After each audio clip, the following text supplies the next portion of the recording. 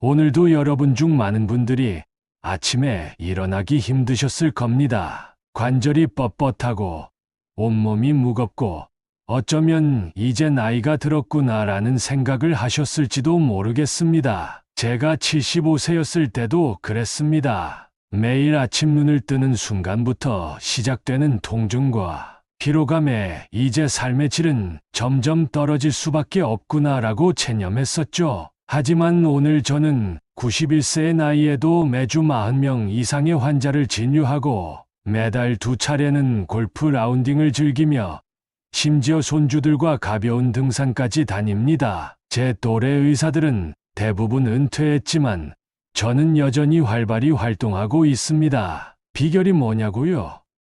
특별한 약이나 값비싼 건강식품이 아닙니다. 우리가 평생 무관심했던 신체의 특정 부위들을 일상에서 조금만 신경 썼을 뿐입니다. 여러분의 머릿속에 이런 생각이 있을지 모르겠습니다.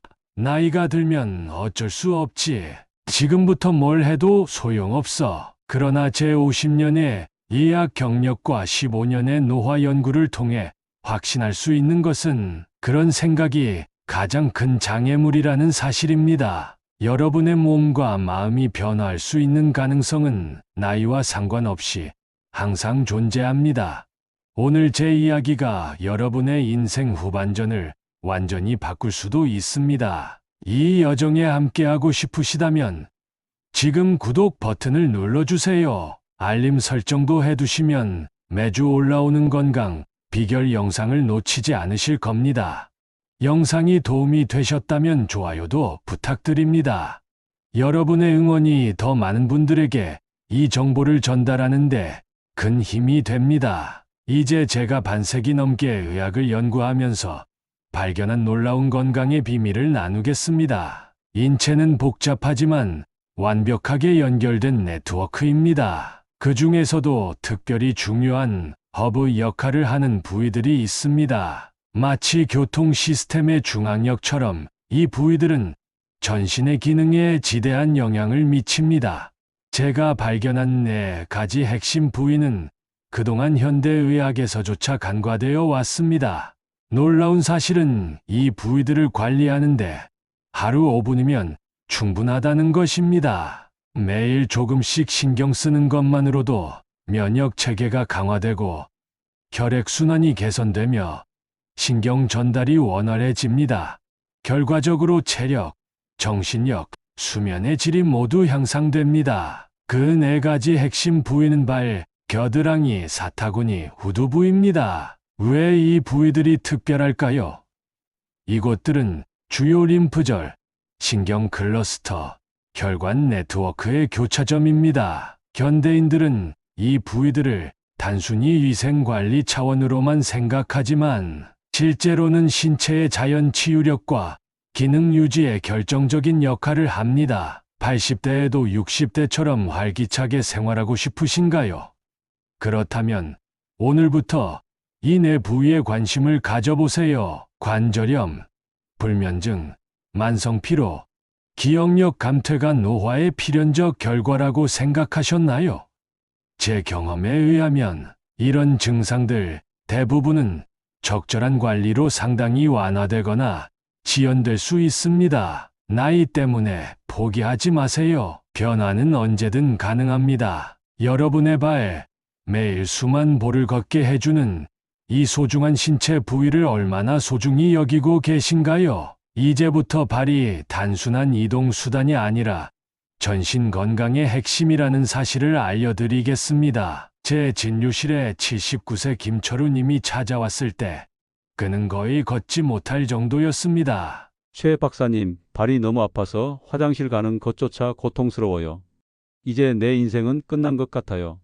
그의 눈에는 절망감이 가득했습니다.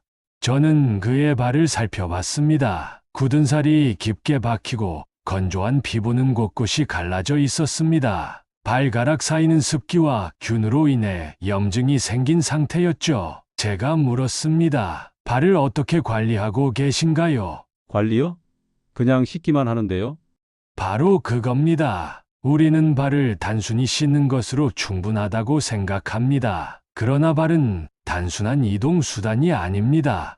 발에는 무려 7,000개 이상의 신경말단이 있고 이는 모두 우리 내장 기관과 연결되어 있습니다. 동양의학에서는 이를 경락이라고 부릅니다. 현대의학에서도 이제 이 연결성을 인정하고 있죠. 저는 의대 후배들에게 항상 이렇게 가르칩니다. 발은 제2의 심장이다. 발에 있는 혈관과 근육이 심장을 도와 혈액을 온몸으로 펌프질하기 때문이다. 놀랍게도 발 관리는 심혈관 건강을 개선하고 혈압을 안정시키며 심지어 수면의 질까지 향상시킵니다. 그럼 어떻게 발을 제대로 관리해야 할까요? 제가 50년간 연구하고 실천한 발 관리 4단계를 알려드리겠습니다.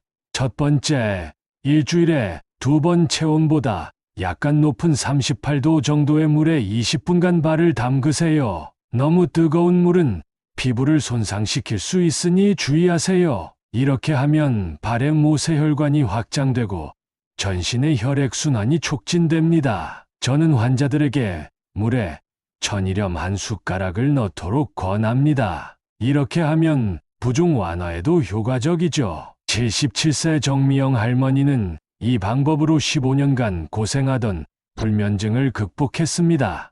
최 박사님이 알려주신 대로 주 2회 발을 따뜻한 물에 담그기 시작했어요. 처음엔 이런 걸로 뭐가 달라지겠어 싶었는데 10일 만에 변화가 왔어요. 20년 만에 처음으로 약 없이 7시간을 푹 잤답니다.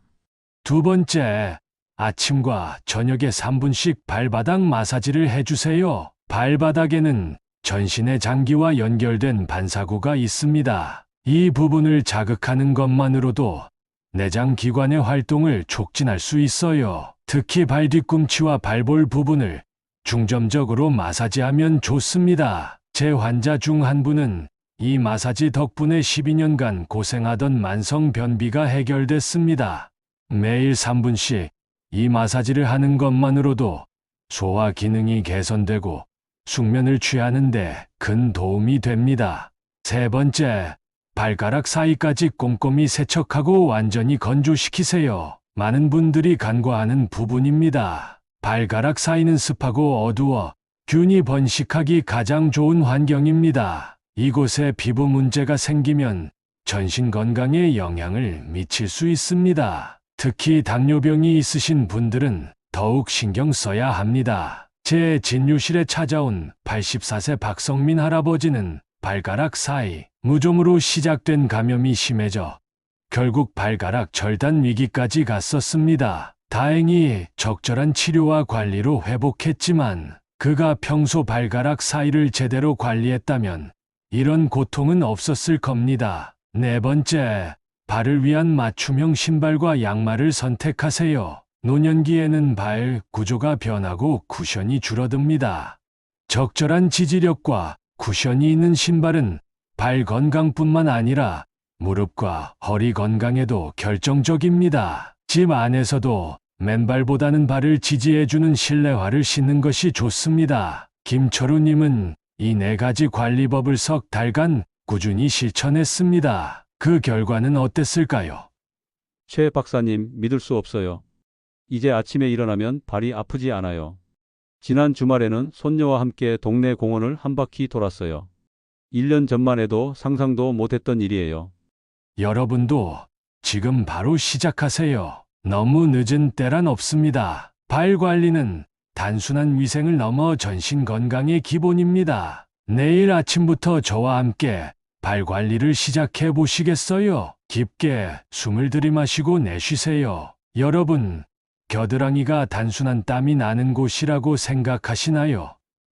제가 50년간의 의학 경험으로 말씀드리건대 겨드랑이는 우리 몸의 자연 해독 센터입니다. 78세 박지원 할머니의 이야기를 들려드리겠습니다. 그녀는 25년 넘게 계절마다 찾아오는 알레르기성 비염과 기관지염으로 고생했습니다. 최 박사님, 계절이 바뀔 때마다 항히스타민제와 항생제를 복용하는 게 일상이 됐어요.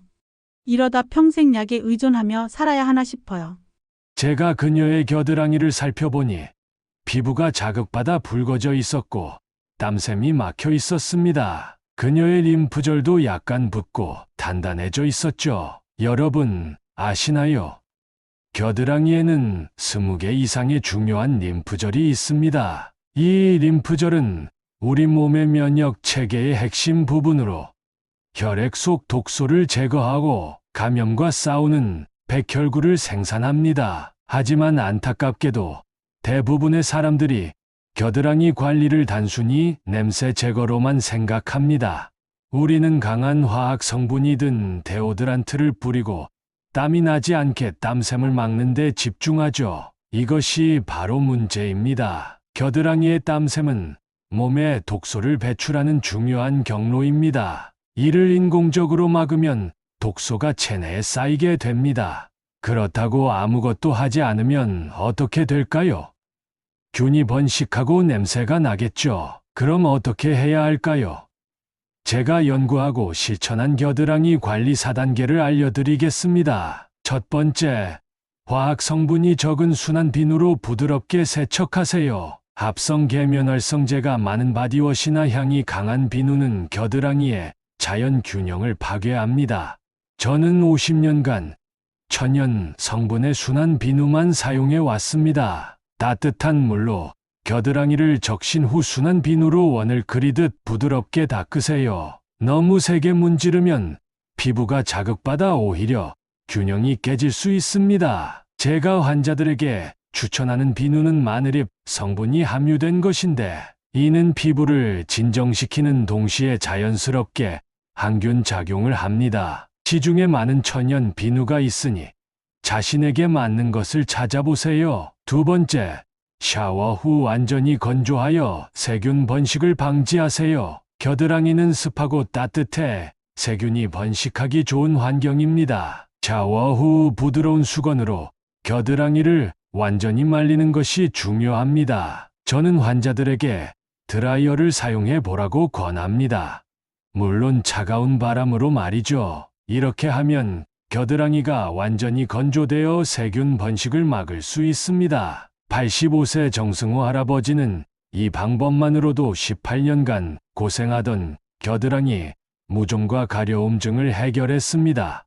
세 번째, 자연 유래 성분의 데오드란트를 사용하세요. 알루미늄이나 파라벤 같은 화학 성분이 든 데오드란트는 피하세요. 이런 성분들은 땀샘을 막고 장기적으로는 림프절 기능에 영향을 줄 수 있습니다.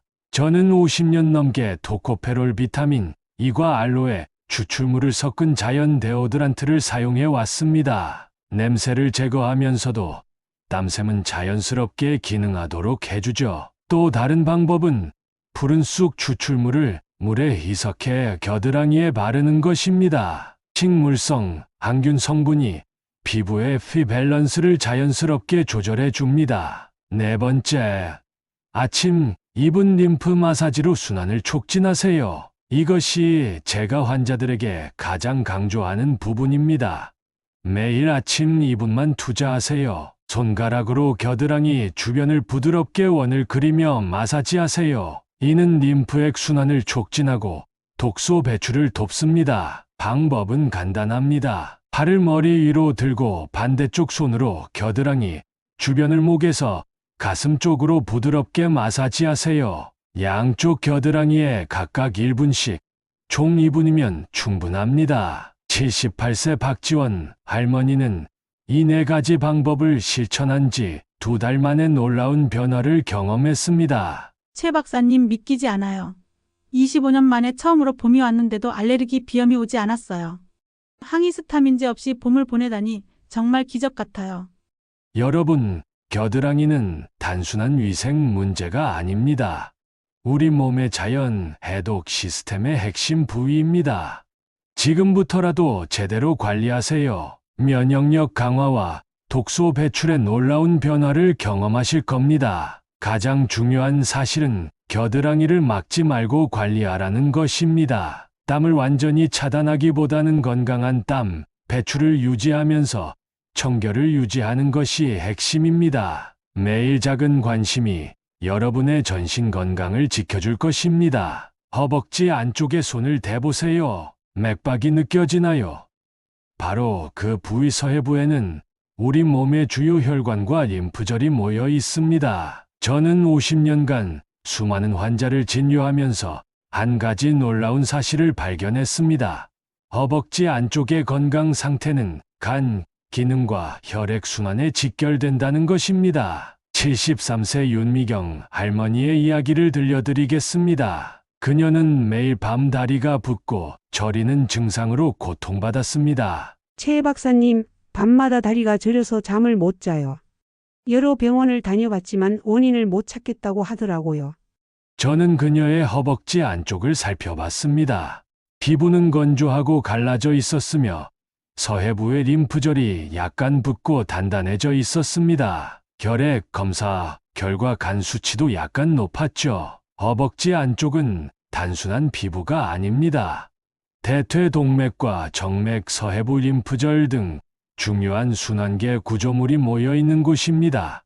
이 부위의 혈액순환이 원활하지 않으면 다리 부종, 정맥류, 심지어 간 기능에도 영향을 미칠 수 있습니다. 허벅지 안쪽을 제대로 관리하는 4가지 방법을 알려드리겠습니다. 첫째, 따뜻한 물과 순한 비누로 부드럽게 씻으세요. 많은 분들이 목욕할 때 허벅지 안쪽을 제대로 씻지 않습니다. 특히 나이가 들면 몸이 뻣뻣해져 이 부위에 손이 잘 닿지 않기도 합니다. 저는 목욕용 스폰지나 부드러운 수건을 긴 막대에 감아 사용하는 방법을 추천합니다. 둘째, 통기성 좋은 면으로 된 옷을 입으세요. 허벅지 안쪽은 습하고 따뜻해 피부 문제가 생기기 쉬운 곳입니다. 특히 폴리에스터나 나일론 같은 인공 섬유보다는 면 100% 소재의 넉넉한 속옷을 입는 것이 좋습니다. 셋째, 나비 자세와 같은 간단한 스트레칭으로 혈액순환을 개선하세요. 바닥에 앉아 발바닥을 서로 마주보게 한 후 양손으로 발을 잡고 상체를 가볍게 앞으로 숙이는 자세입니다. 힘들다면 침대에 누워서 한쪽 다리를 구부려 무릎을 옆으로 눕히는 방법도 있습니다. 넷째, 피부 보습을 철저히 하세요. 나이가 들면 피부가 얇아지고 건조해집니다. 허벅지 안쪽은 마찰이 많은 부위라 잘 관리해야 합니다. 샤워 후 천연 오일이나 보습제를 발라주세요. 윤미경 할머니는 이 방법을 한 달간 실천한 후 놀라운 변화를 경험했습니다.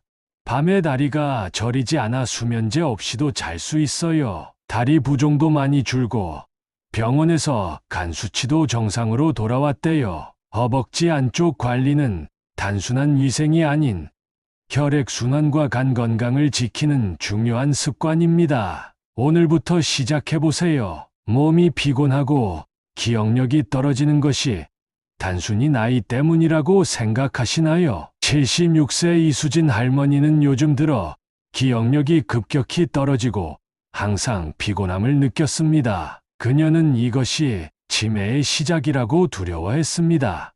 최 박사님, 요즘 손주 이름도 가끔 헷갈려요. 이게 치매의 시작인가요? 너무 무섭습니다. 저는 그녀의 등과 두피를 살펴봤습니다. 딱딱하게 굳은 근육, 건조한 두피, 현저히 감소한 혈액순환, 예상했던 대로였습니다. 등과 두피는 단순히 씻는 부위가 아닙니다. 이 부위는 중추신경계와 직접 연결되어 있으며 뇌로 가는 혈액 공급에 중요한 역할을 합니다. 의학적으로 볼 때 목과 등 위쪽의 근육은 뇌로 가는 혈관과 신경에 직접적인 영향을 미칩니다. 이 근육들이 뭉치면 뇌로 가는 혈류가 감소하고 결과적으로 기억력과 인지 기능이 떨어집니다. 두피도 마찬가지입니다. 두피의 건강은 뇌 건강과 직결됩니다. 두피의 혈액이 잘 돌지 않으면 뇌로 가는 영양 공급이 감소하고 이는 인지 기능이 떨어지는 원인이 될 수 있습니다. 이제 제가 연구하고 실천한 등과 두피 관리 방법을 알려드리겠습니다. 첫째, 미지근한 물과 부드러운 브러쉬로 등을 씻으세요. 목욕할 때 대부분의 사람들은 등을 제대로 씻지 못합니다. 특히 나이가 들면 팔이 뻣뻣해져 등 전체에 손이 닿지 않는 경우가 많죠. 저는 긴 손잡이가 달린 부드러운 목욕 브러쉬를 사용하라고 권합니다. 척추에서 바깥쪽으로 마사지하듯 씻으면 등의 혈액 순환이 개선됩니다. 둘째, 두피 마사지를 통해 뇌로 가는 혈류를 증가시키세요. 두피에는 수많은 혈관이 있어 적절한 마사지는 뇌로 가는 혈액 흐름을 직접 개선합니다. 손가락 끝으로 두피 전체를 부드럽게 5분간 마사지하세요. 특히 뒤통수와 관자놀이 부분은 뇌로 가는 중요한 혈관이 지나는 곳이니 신경 써서 마사지해 주세요. 셋째, 아침에 간단한 스트레칭으로 척추를 유연하게 유지하세요. 척추는 우리 신경계의 고속도로입니다. 척추의 유연성은 온몸의 신경 전달과 혈류 흐름에 직접적인 영향을 미칩니다. 침대에 앉아 천천히 머리를 좌우로 돌리고 어깨를 천천히 돌리는 간단한 스트레칭만으로도 큰 효과가 있습니다. 넷째, 저녁에 5분간 등 마사지를 하세요. 잠자기 전 등과 목 마사지는 깊은 잠을 자는데 큰 도움이 됩니다. 마사지 크림이나 오일을 사용해 목부터 허리까지 부드럽게 마사지하거나 테니스공 2개를 양말에 넣어 바닥에 놓고 그 위에 누워 천천히 움직이는 방법도 있습니다. 이수진 할머니는 이 방법을 2달간 실천한 후 놀라운 변화를 경험했습니다. 최 박사님 기적입니다. 이제 손주 이름을 헷갈리지 않아요. 머리가 훨씬 맑아졌고 힘도 넘쳐요. 가족들도 제가 달라졌다고 말해요. 등과 두피는 단순한 씻는 부위가 아닙니다. 뇌 건강과 신경계 기능에 중요한 부위입니다. 지금부터라도 제대로 관리하세요. 기억력, 생각하는 능력, 활력의 놀라운 변화를 경험하실 겁니다. 지금까지 건강의 핵심인 4가지 신체 부위와 그 관리법에 대해 알아보았습니다. 발, 겨드랑이, 허벅지 안쪽, 등과 두피. 이 부위들이 우리 건강에 얼마나 중요한지 이제 아시겠죠? 그런데 너무 많은데 어떻게 다 관리해야 할지 어려워요 라고 생각하실 수 있습니다. 걱정 마세요. 저는 50년간의 의학 경험을 통해 가장 효과적이면서도 꾸준히 계속할 수 있는 방법을 찾아냈습니다. 이제 건강한 습관을 만드는 방법, 5분의 기적에 대해 말씀드리겠습니다. 가장 중요한 것은 한 번에 모든 것을 바꾸려 하지 않는 것입니다. 조금씩 바꾸는 것이 가장 효과적이고 오래 계속할 수 있습니다. 첫째, 요일별로 한 부위에 집중해서 관리하세요. 일주일에 각 요일마다 한 부위에 집중하는 겁니다. 월요일은 발 관리의 날, 수요일은 겨드랑이 관리의 날, 금요일은 허벅지 안쪽 관리의 날, 일요일은 등과 두피 관리의 날로 정하세요. 나머지 날은 기본적인 씻기만 신경 쓰세요. 이렇게 하면 부담 없이 각 부위를 집중적으로 관리할 수 있습니다. 둘째, 각 부위마다 딱 5분만 시간을 내세요. 각 부위당 단 5분만 투자하세요. 5분은 누구나 만들 수 있는 시간입니다. 저는 91세의 현역 의사로서 말씀드립니다. 건강을 위한 가장 중요한 비결은 대단한 것이 아니라 작은 습관을 꾸준히 실천하는 것입니다. 저는 매일 아침 눈을 뜨면 제일 먼저 발바닥 마사지를 합니다. 식사 후에는 5분간 허벅지 스트레칭을 하고 저녁 샤워 시간에는 등, 브러싱과 두피 마사지에 집중합니다. 이 모든 것이 하루 15분도 채 걸리지 않습니다.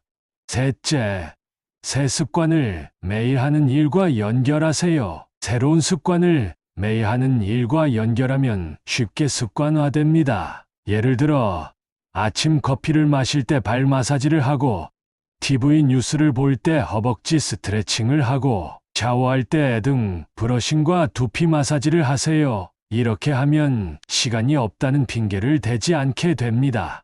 넷째, 조금씩 바꾸는 힘을 믿으세요. 너무 늦었어. 절대 그렇지 않습니다. 저는 50년 넘게 수많은 노인 환자를 진료해 왔습니다. 가장 놀라운 변화를 보인 환자들은 80대, 심지어 90대에 이런 관리법을 시작한 분들이었습니다. 87세 오정숙 할머니는 4가지 부위 관리법을 시작한 지 6달 만에 혈압약 용량을 절반으로 줄였고 12년간 시달렸던 불면증도 해결했습니다. 최 박사님, 80대 후반에 이렇게 건강해질 수 있다니 꿈만 같아요. 이제는 매일 아침이 기다려져요. 94세 김현우 할아버지는 이 방법으로 오랜 관절통을 크게 줄이고 지팡이 없이 걸을 수 있게 되었습니다. 늦게 배운 도둑질이 무섭다더니 늦게 배운 건강법이 이렇게 효과 좋을 줄 몰랐습니다. 손주와 함께 공원을 산책할 수 있다는 게 얼마나 행복한 일인지 모릅니다. 마지막 조언입니다. 꾸준히 하는 것이 가장 중요합니다. 여러분, 저는 91세의 현역 의사로서 자신 있게 말씀드립니다. 건강하고 오래 사는 비결은 어렵지 않습니다. 단지 우리가 평생 소홀히 여겼던 신체 부위들에 관심을 기울이는 것뿐입니다. 오늘부터 시작하세요. 발, 겨드랑이, 허벅지 안쪽, 등과 두피, 이 4가지 부위만 제대로 관리해도 여러분의 건강은 놀라운 변화를 경험할 것입니다. 작은 변화가 인생을 바꿉니다. 저는 91세, 여전히 환자를 진료하고 매주 산에 오르며 손주들과 놀아줄 수 있는 체력을 유지하고 있습니다. 여러분도 할 수 있습니다.